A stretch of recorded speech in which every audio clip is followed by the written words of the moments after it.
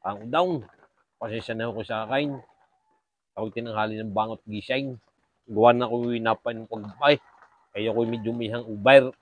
Ay may magandang challenge doon kagabay. Di sa lipadi ko, di sa lipay maraming barikan diyan. Ay di unang ginawa ko nakakita ko ng bar. Ay maganda nagkukulong daw ng ilaw. Hindi ako'y pumasok sa loob. Pagkapasok ko sa loob, ako'y umupo. Abay, may maya medyo mo siya kay waiter.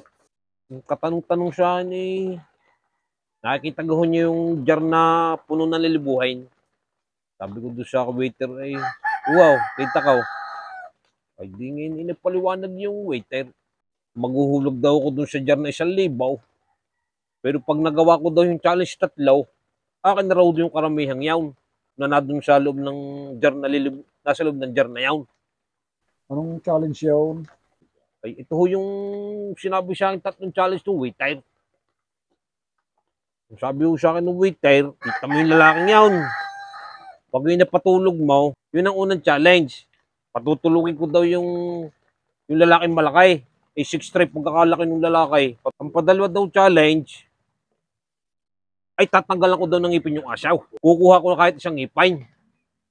Ang patatlo, maglalabing-labing daw kamay nung may-ari ng club. 80 anyos na. Siguro hindi lang higit ko mula sa 80 yan, basta mga 80 pataas. Gay, madali yan. Para yung lahi, kayang-kaya ko yan. Pahingi ako 5 beer. Hindi ang gawa ko pagkadala sa akin ng beer ng 5 beer nilago ko na mobilize. Nilago ko. Tinubos ko lahat. Ni-street ko 5 beer.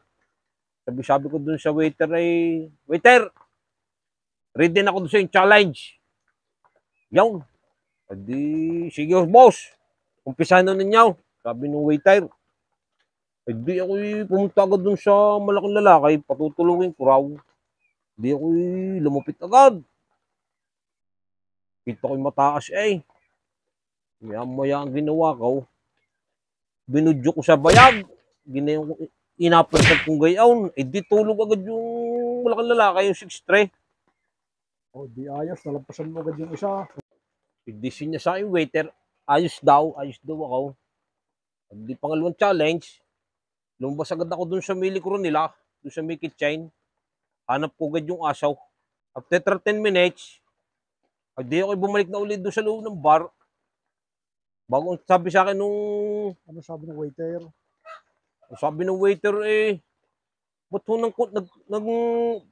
ho nanahimik ang asaw? Kanina ikaw lang kulo sa inyo, ba't ho nanahimik? At parang nag-uungutan ang mga...